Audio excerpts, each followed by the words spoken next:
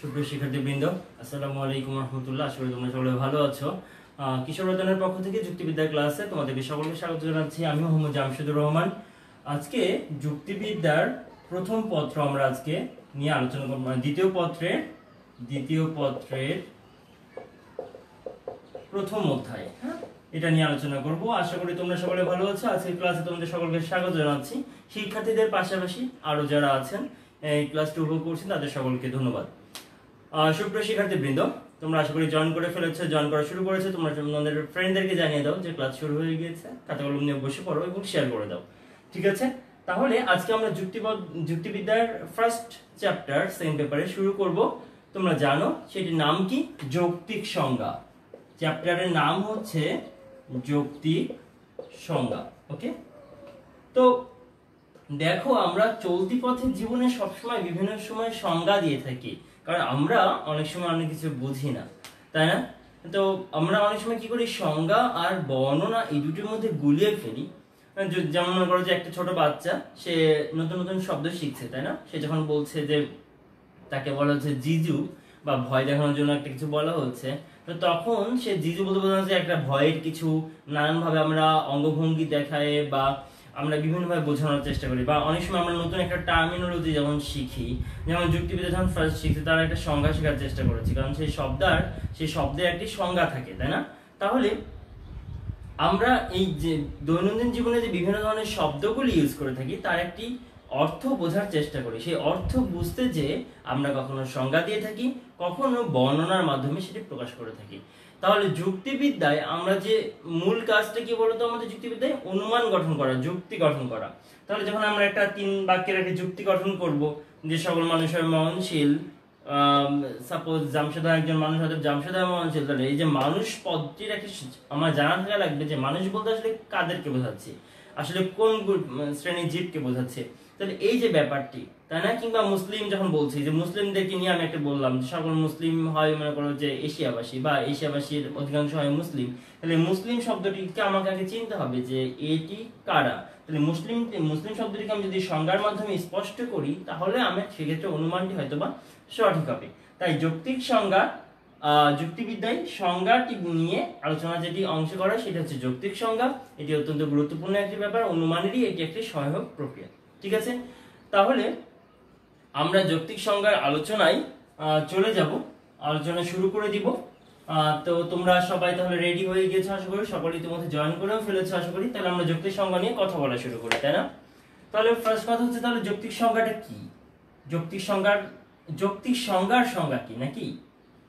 আমরা যদি যৌক্তিক সংজ্ঞা কি জানতে চাই তাহলে আরেকটি এরই নিজেরই একটি সংজ্ঞা দেওয়া লাগবে।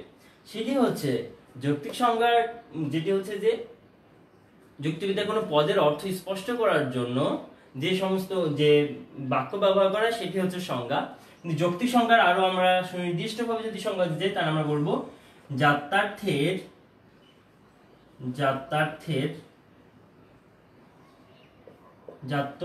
পূর্ণ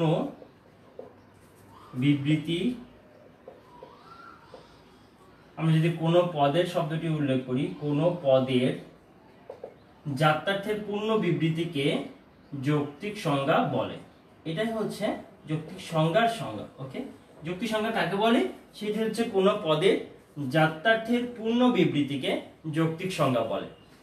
ঠিক আছে, তাহলে কোনো পদের যাত্রার্থের পূর্ণ বিবৃতিকে যৌক্তিক সংজ্ঞা বলে। এই ছোট একটি সংজ্ঞা, এটি কিন্তু খুব ভাইটাল, এটি তোমরা আশা করি মুখস্থ করে রাখবে। তো দেখি কে কে জয়েন করেছো। Tariqul Islam, thank you. Khaleda Begum, Rekha from Cox's Bazar government মহিলা college, very good, thank you. Rebeka Sultana, Ruma আছো? ভালো আছি, তুমি ভালো আছো আশা করি। আখি আছো? ওয়ালাইকুম আসসালাম। নাফিস কাজী, ওয়ালাইকুম আসসালাম। Rajat Kanti, thank you. স্বাধীন, ওয়ালাইকুম আসসালাম। তাহলে ঠিক আছে, কোন পদের সংজ্ঞায় যদি ওই পদের যাত্রার্থের পরিপূর্ণ উল্লেখ থাকে তখন তাকে যৌক্তিক সংজ্ঞা বলে। Very good. অর্থাৎ আমরা কোনো পদের সংজ্ঞা দেওয়ার সময় যদি সেটি তার যাত্রার্থের পূর্ণভাবে বিবৃত করি তাহলে সেটি হচ্ছে যৌক্তিক সংজ্ঞা, তাই না? তাহলে আমরা যদি এখান থেকে কয়েকটি শব্দ এখানে আমরা বুঝে নিই, সেটা হচ্ছে পদ। তো আমরা বুঝি পদ, যেমন মনে করো যে মানুষ একটি পদ, কারণ মানুষ যে আমরা বাক্য বা যুক্তি বাক্য রচনা গঠন করি, তাহলে মানুষ একটি উদ্দেশ্য বা বিধেয়, এগুলি পদ হতে পারে।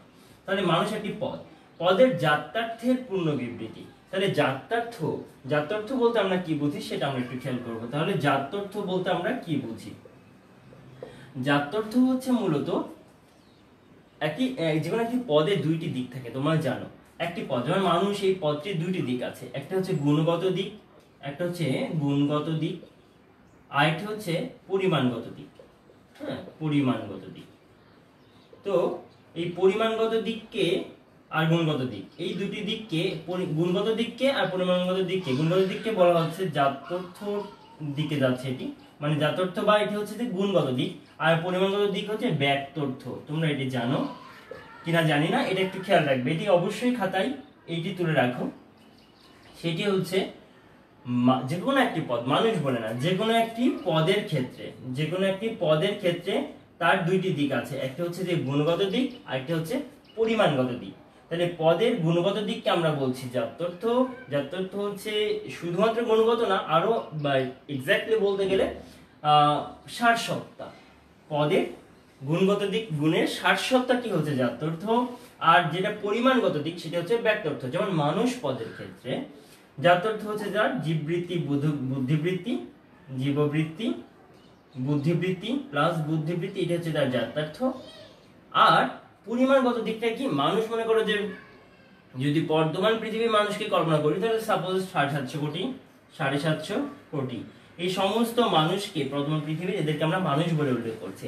তাহলে এই যে 750 কোটি, এই যে গুণে গুণে দেখা গেল, এটি হচ্ছে তার ব্যক্তার্থ, এই পদটির বা পরিমাণগত দিক। বুঝতে পেরেছো? তাহলে একটি পদের দুইটি দিক থাকে।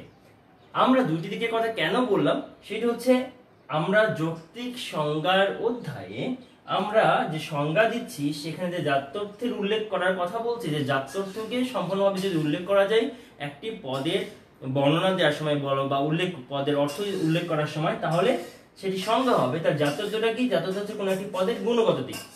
জাত্যার্থ হচ্ছে পদের গুণগত দিক। পরিমাণগত দিকটাকে আমরা অ্যাভয়েড করছি, গুণগত দিকটাকে নিয়ে আলোচনা করছি। তাহলে আমরা জাত্যার্থটা হচ্ছে পদের গুণগত দিক, এটা আশা করি বুঝতে পেরেছ। এখন তাহলে পদের গুণগত দিক জাত্যার্থ বুঝলাম, তাহলে জাত্যার্থ গঠন করব কি করে? একটি পদের গুণগত দিক, তাই না? গুণগত দিক, এটা লিখে রাখলাম, এটি হচ্ছে জাত্যার্থ। পদের গুণগত দিক হচ্ছে জাত্যার্থ। জাত্যার্থ গঠিত হবে কিভাবে? জাত্যার্থ গঠিত হবে দুইটি উপাদান নিয়ে গঠিত হবে। একটি হচ্ছে আসন্নতম জাতি নিয়ে গঠিত হবে, আসন্নতম জাতি, আর একটা হচ্ছে বিভেদক লক্ষণ। এই দুইটি বিষয় নিয়ে একটি পদের জাত্যার্থ গঠিত হবে। কিসের জাত্যার্থ এটি? পদের জাত্যার্থ। জাত্যার্থ হয় কিসের? এটা খেয়াল রাখতে হবে। আমরা যখন পড়ি তখন আমরা জাত্যার্থ পড়ছি, বাট এটা কিসের কি আগে পিছে বুঝি না। আমাদের খেয়াল রাখতে হবে আগে পিছে কি আছে। তাহলে পদের জাত্যার্থ, কোন একটি পদ, সিঙ্গেল টার্মিনোলজি বা পদের ক্ষেত্রে তার জাত্যার্থ বা গুণগত দিকটা আসলে আমরা কিভাবে গঠন করব, সেটা হচ্ছে আসন্নতম জাতিকে উল্লেখ করব আর বিভেদক লক্ষণকে উল্লেখ করব। আচ্ছা, তাহলে এখন সব শব্দগুলো কেমন একটা কাঠখোট্টা মনে হচ্ছে তোমাদের, যে আসন্নতম জাতি, বিভেদক লক্ষণ, এটা আবার কেমন ধরনের শব্দ, তাই না? খুব সহজ হয়ে যাবে উদাহরণ দিলে, দেখো। আচ্ছা, জাত্যার্থে মানুষ উদাহরণটাই সবচেয়ে সার্বজনীন এবং এটা খুবই, এটারই বিভেদক লক্ষণটা এক্স্যাক্টলি বলা হয়। তাহলে মানুষ পদের উদাহরণটা তোমরা দেখো, আমরা মানুষ পদের জাত্যার্থ বের করছি, তাই না? মানুষের জাত্যার্থ গঠন করব। আচ্ছা, আসন্নতম জাতি, আসন্ন শব্দটা তোমরা শুনেছো, বিপদ আসন্ন বা নির্বাচন আসন্ন, আসন্ন নির্বাচনে জয়লাভ, মানে এই প্রার্থী হয়েছেন বলে না। আসন্ন মানে যেটি সামনে আসছে বা যেটি ঠিক নিকটবর্তী। আসন্ন মানে কি? নিকটবর্তী। আচ্ছা, তাহলে জাতি মানে হচ্ছে, মনে করো যে এত বড় একটি সংসার ছিল, সেখানে অনেকগুলো ফ্যামিলি ছিল, অনেকগুলো সদস্য ছিল, সেইগুলো এখন ভেঙে ভেঙে কি হয়েছে জানো? ছোট ছোট, এখানে একটি ঘর হয়েছে, একটি সন্তান 1 নম্বর, 2 নম্বর, 3 নম্বর, 4 নম্বর, 5 নম্বর, 6 নম্বর, মনে করো এইভাবে তার 6টি ছেলে বা 6টি ছেলে মেয়ে সে কি করেছে, বা তার চাচারা সবাই মিলে 6টি ঘরে, চাচা ছেলে মেয়ে মিলে 6টি ঘরে ভাগ হয়ে গেছে। তাহলে এটা হচ্ছে জাতি, এটা তার উপজাতি, এগুলো কি ছোট ছোট তার উপজাতি। দ্যাট মিন্স মানুষ তাহলে কার অন্তর্গত হবে বলতো? মানুষ তাহলে জীবের অন্তর্গত হবে। কিসের অন্তর্গত হবে? জীব। অর্থাৎ দেখো, এখানে এটা যদি হয় জীব, এই যে উপরের বক্সটাকে আমি যদি জীব বলি, জীবের মধ্যে তো অনেক প্রাণী আছে, যেমন মনে করো যে হরিণ আছে, শিম্পাঞ্জি আছে, ঘোড়া আছে, তাই না? অনেক প্রাণী রয়েছে, মাছ রয়েছে, পাখি রয়েছে। তাহলে এই মাছ, পাখি, শিম্পাঞ্জি এইগুলোতে না যে আমি কোথায় আসছি, একটা মানুষ। এই যে এটা মনে করো মাছের ঘর, এটা মনে করো পাখির ঘর, এটা তাহলে আরেকটা বক্স করলাম, এটা মানুষের ঘর। তাহলে মানুষ, পাখি, মাছ এগুলো সব মনে করো যে প্রাণী। তার মানে এগুলো একই শ্রেণীর উপজাতি, মনে করো একটি শ্রেণীর উপজাতি। তাদের ঠিক উপরেরটা কোনটা বলো তো? সেটা হচ্ছে জীব। এই কথাটা তোমরা বুঝতে পারছো কেন? মানুষ পদ আসনতম জাতি হচ্ছে জীব। হ্যাঁ, এটা বুঝতে পেরেছো কেন? এটা বোঝাটা খুব জরুরি। যে আমি এই অংশটুকু আবার মুছে দিচ্ছি আমার জায়গার দেখো, তাহলে মানে আমরা কি বুঝবো? আসন্নতম জাতি মানে হচ্ছে মনে করো যে এখানে জীব ছিল, জড় ছিল, তাই না? জীব জড়, তার সেটা সবগুলো মিলায়ে কি করলো, মনে করো যে সাপোজ এখানে হচ্ছে যে দ্রব্য তৈরি করলো, দ্রব্য বা বস্তু, দ্রব্য বা বস্তু কেমন হতে পারে? জীব হতে পারে, জড় হতে পারে। তাহলে জীব বা জড়। তাহলে এখানে দেখো মানুষ কি এই জড়ের অন্তর্গত? জড় না, জড়ের মধ্যে আবার অনেক আছে, পাথর আছে, মাটি আছে, অনেক কিছু আছে, কিন্তু জীবের অন্তর্গত। তার মানে মানুষ এখানে একটা পদ, মানুষ, তারপরে মনে করো যে হরিণ, তাহলে এভাবে ডট ডট ডট অনেক আছে। তাই মানুষের ঠিক নিকটতম বড় জাতি, মানে মানুষ তো জীব জাতির অন্তর্গত, মানুষ তো আর জড় জাতির অন্তর্গত না। তাহলে ঠিক কাছের কোনটা? আমি তো দ্রব্যেরও বলতে পারতাম, দ্রব্য মানুষের একটি জাতি, কারণ দ্রব্যের মধ্যে মানুষ অন্তর্গত। কিন্তু জীবকে কেন বলছি? কারণ এটা হচ্ছে নিকটতম, এটা হচ্ছে আসন্নতম। আসন্ন মানে নিকটতম। এই জন্য মানুষের নিকটতম জাতি হিসেবে জীবকে বা আসন্নতম জাতিকে জীব উল্লেখ করা যায়। অর্থাৎ আসন্নতম জাতির আমরা এখন সংজ্ঞাটা তাহলে আমরা এক্স্যাক্টলি বলতে পারবো। কি সংজ্ঞাটা বলবো বলতো? সেটা হচ্ছে যে আসন্নতম জাতির সংজ্ঞাটা আমরা এখন একটু ক্লিয়ারলি শিখে ফেলি, তোমরা সবাই লিখে ফেলবে খাতায়। যে কোনো পদের বৃহত্তর, কোনো পদের দুইটি কথা, পদের বৃহত্তর, নিকটতম, বৃহত্তর, তুমি একবারে লিখে ফেলো, নিকটতম বৃহত্তর জাতিকে আসন্নতম জাতি বলে। আসন্ন জাতি বলে। তাহলে আসন্নতম জাতি হচ্ছে নিকটতম বৃহত্তম জাতি, সহজ কথায়, তাই না? তাহলে মানুষ পদের নিকটতম বৃহত্তম জাতি যেটি তার উপরে আছে সেটি হচ্ছে জীব। তাই আমরা জীবকে বললাম আসন্নতম জাতি। আর বিভেদক লক্ষণ, দেখো বিভেদক লক্ষণটা কি? সেটি হচ্ছে আসন্নতম জাতি যে জীব ছিল, এই জীবের মধ্যে তো মানুষ, আমি আগের কথায় আবার আসছে, হরিণ, পাখি, তাই না? এভাবে অনেক কিছু আছে, তো এই যে অনেক কিছু আছে সবই জীব, সবারই মনে করো যে ঠিক আগের জাতি হচ্ছে জীব, হরিণেরও জাতি জীব, পাখিরও জাতি জীব। তাহলে আমি যদি সংজ্ঞা দিতে যাই একটি পদের, মানুষ পদের সংজ্ঞায় বলি মানুষ হয় জীব, তাহলে কি তুমি বুঝতে পারবে? মানুষ হয় জীব যদি একটা বাচ্চাকে বলো, তাহলে সে বলবে তাহলে তো হরিণও মানুষ, হরিণও জীব। তাহলে এক্ষেত্রে যে ভুল থেকে বা ত্রুটি থেকে আমাদের সরে আসার যে উপায়, সেটি হচ্ছে একটি বিভেদক এমন একটি বৈশিষ্ট্যের কথা বলা বা লক্ষণের কথা বলা, এমন একটি লক্ষণ বা বৈশিষ্ট্যের কথা বলা যেটি মানুষকে তার সমজাতীয়, সমশ্রেণীর উপজাতিগুলো থেকে বিভেদ করে দেবে, আলাদা করে দিবে, সম্পূর্ণ আলাদা করে দেবে। দেখো বুদ্ধির কথা যদি আমরা বলি, বুদ্ধিবৃত্তি, এই বুদ্ধিবৃত্তি এমন একটি বৈশিষ্ট্য যেটি মানুষকে, বুদ্ধিবৃত্তি এমন একটা বৈশিষ্ট্য যেটি মানুষকে তার সমজাতীয় অর্থাৎ জীবের অন্তর্গত যতগুলো উপজাতি রয়েছে সমস্ত উপজাতি থেকে আলাদা করে দিচ্ছে মানুষকে, তাই না? বুদ্ধিবৃত্তি আর কোনো জীব উপজাতিরই মানুষের যে লেভেলে আছে সেটি নাই। আমরা বুদ্ধিবৃত্তি বলতে যেটা বুঝি, যে বিচার করার ক্ষমতা, এই বৈশিষ্ট্যগুলো কিন্তু নাই। হ্যাঁ, হরিণেরও বুদ্ধি আছে, তার সামান্য বুদ্ধি আছে, প্রত্যেকটা সৃষ্টিরই ন্যূনতম কিছু কিছু বুদ্ধি রয়েছে, আকল রয়েছে। বাট মানুষের বুদ্ধিবৃত্তি বলতে যেটা বোঝাচ্ছে যে উচ্চতর ক্ষমতা, সেটি একমাত্র মানুষের রয়েছে। তাই এই বুদ্ধিবৃত্তি কোনটি কি যদি আমি উল্লেখ করে বলি, মানুষ হয় বুদ্ধিবৃত্তি সম্পন্ন জীব, মানুষ হয় বুদ্ধিবৃত্তি সম্পন্ন জীব, তাহলে কি হবে? এক তো জীবের অন্তর্গত করে নিলাম, ফার্স্টে জীবের অন্তর্গত করে নিলাম মানুষকে, মনে করো মানুষকে একটি বড় একটি খাঁচার মধ্যে বন্দি করে ফেললাম জীব বলে, এমন একটি খাঁচার আমি যে না তুমি জীবের মধ্যে চলে গেলা, হ্যাঁ জীব। এরপরে কি করলাম, অনেক কিছু হচ্ছে, তার মধ্যে এতটুকু আমি ভাগ করে নিলাম যে এটা বুদ্ধি সম্পন্ন, তাহলে এরা হচ্ছে মানুষ। তাই বুদ্ধিবৃত্তি সম্পন্ন জীব বললে সংজ্ঞাটি স্পষ্ট হয়ে গেল।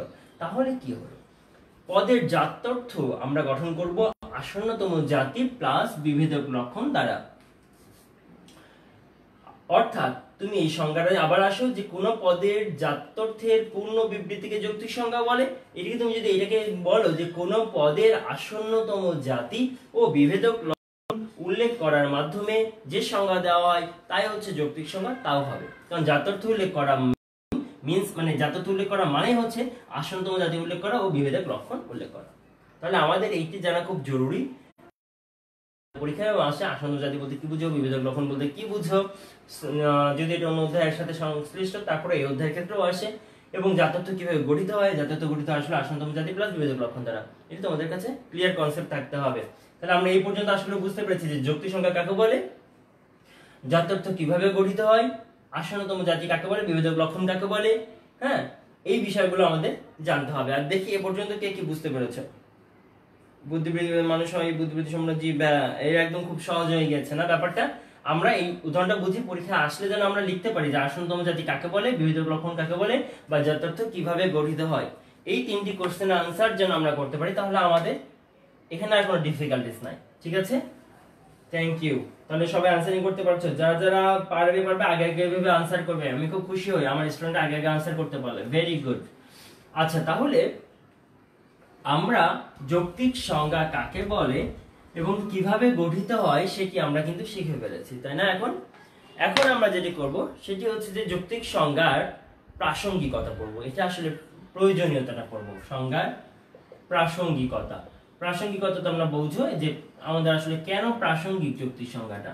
হ্যাঁ, সেটা হচ্ছে আমাদের বেশ কিছু পয়েন্ট বইয়ে গুছিয়ে দেওয়া আছে, বিশেষ করে অক্ষরপত্রের বইয়ে খুব সুন্দর করে গুছিয়ে পয়েন্টগুলো দেওয়া আছে, সেগুলো আমি একটু তোমাদের বলি। যেমন একটা হচ্ছে যে শব্দভাণ্ডার সমৃদ্ধ করে। কি করে? ফার্স্ট যেটা করে সেটা শব্দভাণ্ডার সমৃদ্ধ আমি ফার্স্টে রাখতে চাই না। ফার্স্ট যেটা রাখতে চাই সেটা হচ্ছে যে পদের অর্থ সুস্পষ্ট করে। কি করে? পদের অর্থ সুস্পষ্ট করে। এটা খুব গুরুত্বপূর্ণ এবং ভাইটাল বৈশিষ্ট্য। সেটা হচ্ছে যে পদের অর্থ সুস্পষ্ট করা। অর্থাৎ আমরা যুক্তি দেওয়ার সময় বিভিন্ন পদ ইউজ করব, তো পদগুলো যখন ইউজ করব সেই পদের অর্থটা আমি যদি সুস্পষ্ট না থাকি তাহলে তো আমার সেই যুক্তিটা আমি সঠিকভাবে দিতে পারবো না, কোথায় অ্যাপ্লাই করব। দ্যাট মিনস আমাদের পদের অর্থটা সুস্পষ্ট হওয়ার জন্য যৌক্তিক সংজ্ঞার প্রয়োজন রয়েছে। এরপরে যেটি হচ্ছে শব্দভাণ্ডার সমৃদ্ধ করা। শব্দভাণ্ডারকে অবশ্যই সমৃদ্ধ করে। আমরা যখন ইংলিশ শিখি তখন আমরা দেখো নতুন নতুন ভোকাবুলারি শিখি না, ভোকাবুলারি শুধুমাত্র মিনিংটা হয়তো আমরা পড়ে বাংলা বাংলা করে সাপোজ কোন একটা অব্লিগেটরি শব্দ শিখলাম, বাধ্যতামূলক। তাহলে বাধ্যতামূলকটা আমি বাংলায় বুঝি বলে আমি আর সংজ্ঞায়ন করার চেষ্টা করি না। বাট যদি আমি বাধ্যতামূলক না বুঝতাম বা অব্লিগেটরিটা ইংলিশ ভাষাতেই নতুন একটা শব্দ হিসেবে আমি শিখতাম, তাহলে মনে করো যে আমি কি করতাম, তার একটি সংজ্ঞা দেওয়ার চেষ্টা করতাম তার অর্থ বোঝানোর জন্য। তাহলে অর্থ বোঝার জন্য আমি যে সংজ্ঞা প্রদানের মাধ্যমে করছি, নতুন নতুন শব্দ আমি শিখছি, নতুন নতুন শব্দ শিখে আমি শব্দভাণ্ডার সমৃদ্ধ করছি। মনে করো যে খুদে বার্তা, এই খুদে বার্তা শব্দটি আগে আমাদের ডিকশনারিতে ছিল না, মেসেজের এখন নামটা মিনিং করেছে খুদে বার্তা। তাহলে এই খুদে বার্তা শব্দটিকে নিশ্চয়ই একটি সংজ্ঞায়ন করে আমাদেরকে বোঝাচ্ছে যে এইভাবে মোবাইল থেকে মোবাইলে, কোনো ডিভাইস থেকে ডিভাইসে ছোট শর্ট কোনো কিছু লেখা বা চিঠি আকারে যে লেখাটা সেটা লিখে দিলে যেটা হয় সেটা হচ্ছে খুদে বার্তা। তাহলে এই ধরনের সংজ্ঞায়নের মাধ্যমে কি করা হয়, অর্থ স্পষ্ট করার চেষ্টা করা হয়। এবং অর্থ স্পষ্ট তো ফার্স্টে করলো, তাহলে করার পরে খুদে বার্তা নতুন একটি শব্দ বাংলা ডিকশনারিতে যোগ হয়ে গেল, বাংলা অভিধানে যোগ হয়ে গেল। তাহলে আমরা কি করে, এটি শব্দভাণ্ডার সমৃদ্ধ করে, তাই না? তোমরা দেখতে পাচ্ছ। তারপরে আরো কি করে, সেটি হচ্ছে পদগুলি আমরা যখন ইউজ করি তখন সেগুলো অনেক সময় দ্ব্যর্থক হয়, দ্ব্যর্থকতা দূর করে। কি করে? দ্ব্যর্থকতা দূর করে, দূরীকরণ। তো দ্ব্যর্থকতা কি দূরীকরণ কি? অনেক সময় অনেক শব্দ কি হয়, দ্ব্যর্থক হয়, দুইটি অর্থ অ্যাম্বিগুয়াস হয়, দুইটি অর্থ ব্যবহার হয়, তাই না? যেমন মনে করো যে সাপোজ কুল, কুল মানে বংশ, কুল মানে হচ্ছে যে ফল হতে পারে, কুল মানে নদীর তীর হতে পারে। এভাবে যখন যেই শব্দটি তুমি যে অর্থে ব্যবহার করছো সেটি সংজ্ঞায়নের মাধ্যমে স্পষ্ট করার মাধ্যমে আমরা কি করতে পারি, যে শব্দটির একাধিক অর্থ মিনিংকে পরিহার করে আমি একটা সুস্পষ্ট দ্ব্যর্থকতা দূর করে একটি সুনির্দিষ্ট অর্থ পেতে পারি। এটা একটি কাজ, তাই না? তারপরে একইভাবে সুস্পষ্ট মানে অস্পষ্টতা দূর করে। যেমন আমরা একটি শব্দের কথা বলি, আমরা যে সাপোজ জঙ্গি। এই জঙ্গি শব্দটি খুবই একটি বাজওয়ার্ড না, খুব চলছে জঙ্গি শব্দটি। আচ্ছা, জঙ্গি শব্দ বলতে মনে করো যে ইউরোপিয়ান কান্ট্রির কোনো একটি শিশু ক্লাস 10-এ পড়া বা 9-এ পড়া, ক্লাস 9-এ পড়া শিশু একটা মনে করো, সে জঙ্গি শব্দটি শুনলে তার কাছে এমন একটি কালচারে বড় হয়েছে, সে পরিবেশে বড় হয়েছে, জঙ্গি বলতেই সে মনে করো সিনোনিমাস মানে মুসলিম, মুসলিম ইজ ইকুয়াল টু জঙ্গি মনে করে। সাপোজ যে জঙ্গি মানে মুসলিম, মুসলিম মানে জঙ্গি, দাড়ি থাকলে জঙ্গি, তো দাড়ি থাকলে চুল মনে করো একটু ইয়ে থাকলে জুব্বা পরলে পাঞ্জাবি পরলে সে হয় জঙ্গি। তাহলে মুসলিম ইজ ইকুয়াল টু জঙ্গি, তার কাছে জঙ্গি শব্দটির সংজ্ঞায়নটা আসলে ভুলভাবে দেওয়া হয়েছে, সে এভাবেই মনে করছে।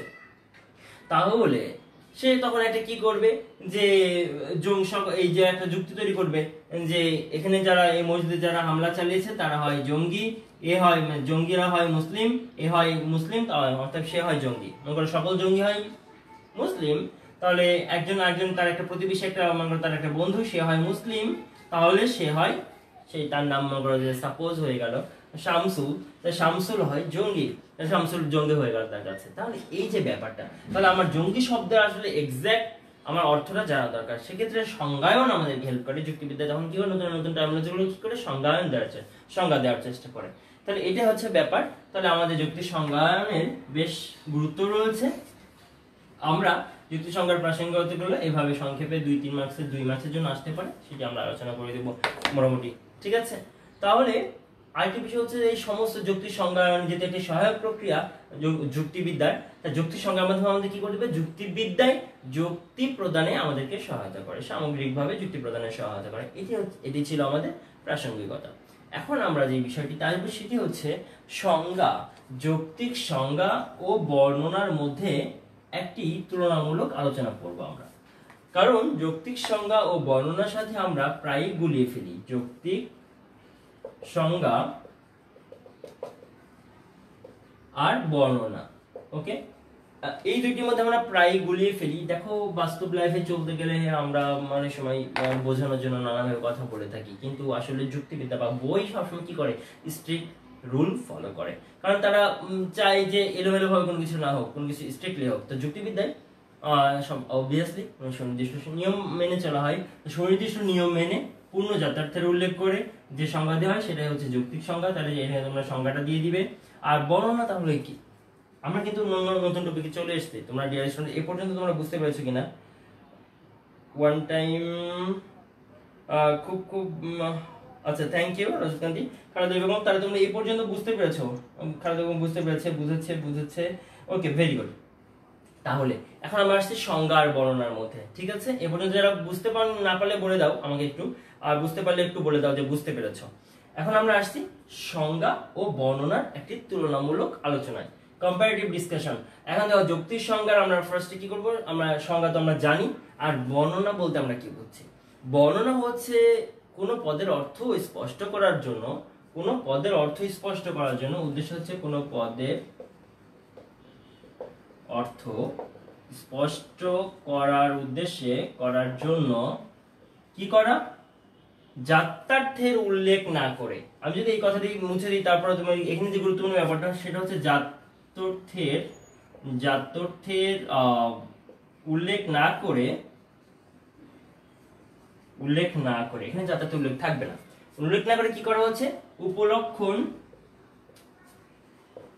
উপলক্ষণ বা অবান্তর লক্ষণ ব্যবহারের মাধ্যমে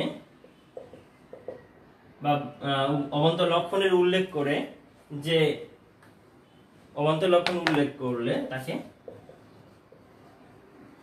করলে তা বর্ণনা, তা কি হবে, বর্ণনা। তাহলে এখানে এই ভাইটাল যে বিষয়টি সেটি হচ্ছে যে কি, যাত্রার্থের উল্লেখ থাকবে না, বা যদি থাকেও আংশিক থাকবে, পূর্ণ যাত্রার্থের উল্লেখ থাকবে না, উপলক্ষণ বা অবান্তর লক্ষণ এর উল্লেখ থাকবে। তাহলে উপলক্ষণ বা অবান্তর লক্ষণ ব্যবহার করে যখন কোনো কিছুর অর্থ স্পষ্ট করার চেষ্টা করা হয়, তাহলে সেটি হয়ে যাবে বর্ণনা, তাই না?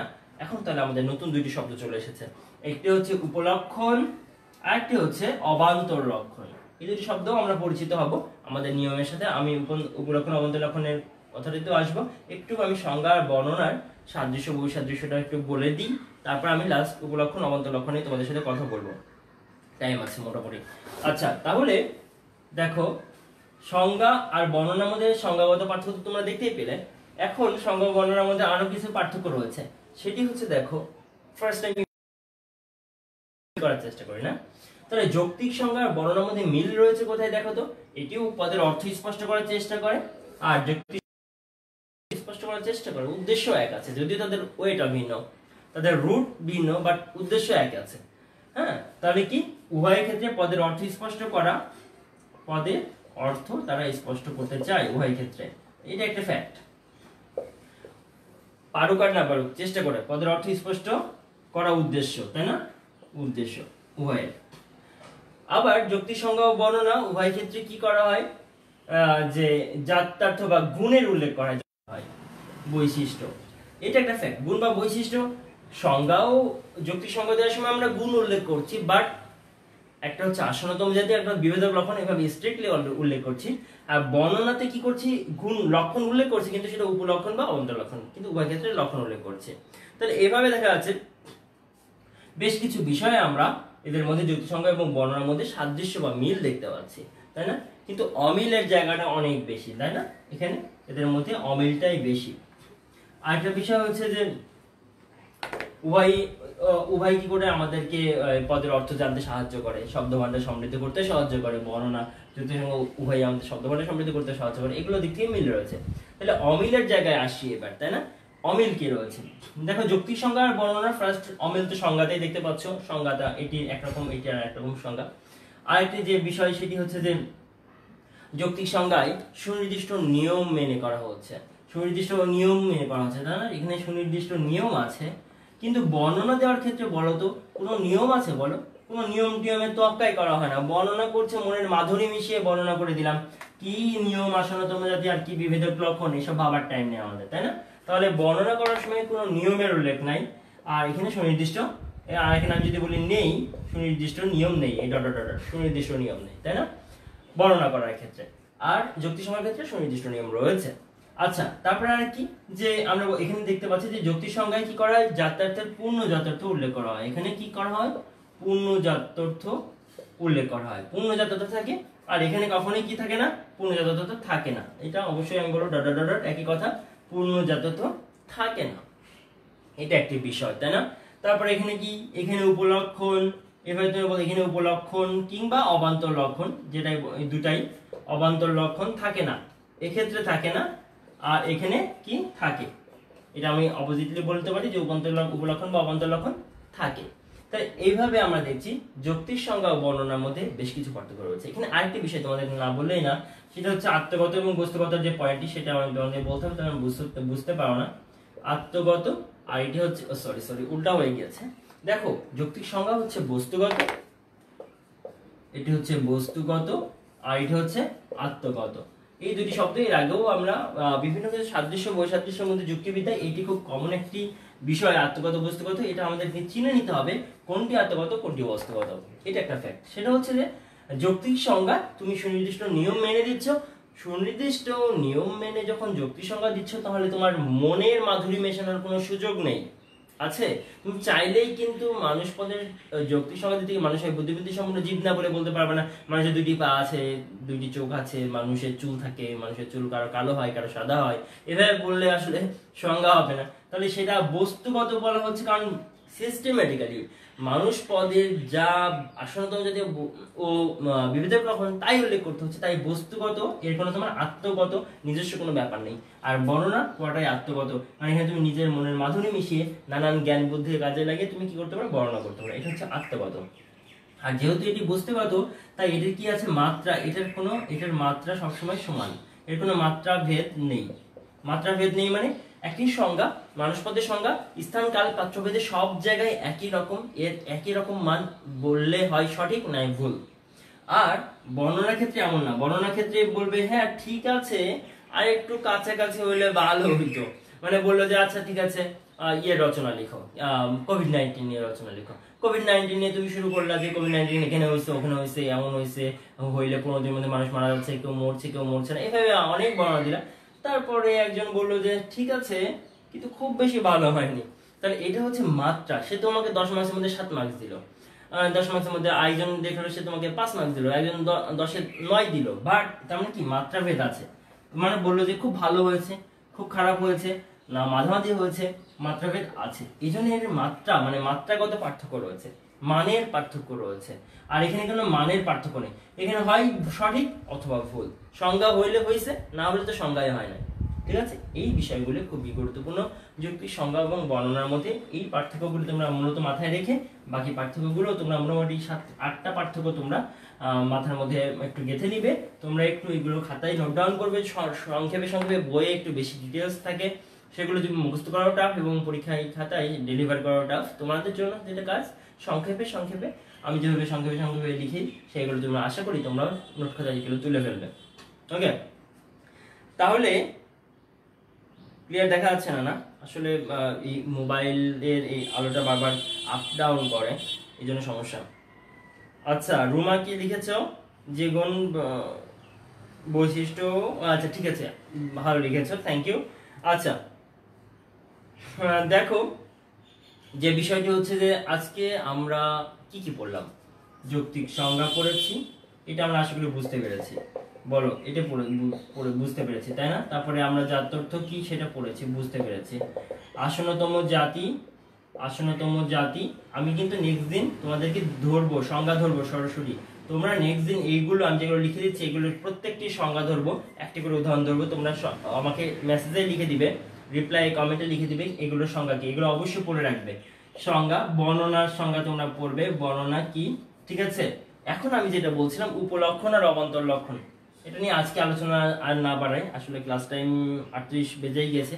নতুন কালকে যখন আমি প্রথম নিয়মটি পড়াবো, সেই নিয়মটি আমরা পড়ানোর সময় ওই টপিকটি আসবে, সেটা আরো ডিটেইলস আলোচনা করবো। সেটা হচ্ছে, দেখো প্রথম নিয়মটা আমি আজকে বললি, যৌক্তিক সংজ্ঞার 5টি নিয়ম রয়েছে। কয়টি নিয়ম? যৌক্তিক সংজ্ঞার নিয়ম, সংজ্ঞার 5টি নিয়ম রয়েছে। অর্থাৎ তুমি যে এই যে আমি বললাম যে নির্দিষ্ট নিয়ম রয়েছে যুক্তি সংজ্ঞার ক্ষেত্রে, সেক্ষেত্রে নিয়ম কয়টি রয়েছে? 5টি নিয়ম রয়েছে। আমরা এই 5টি নিয়ম পড়ব। এই 5টি নিয়ম পড়ার সাথে প্রতিটি নিয়ম লঙ্ঘন করলে কি অনুপপত্তি হয় সেটি পড়ব, অনুপপত্তি পড়ব, ঠিক আছে। তো প্রথম নিয়মটা কি, আমি আজকে জাস্ট প্রথম নিয়মটা তোমাদের বলে রাখছি, এটা মাথায় রাখবে।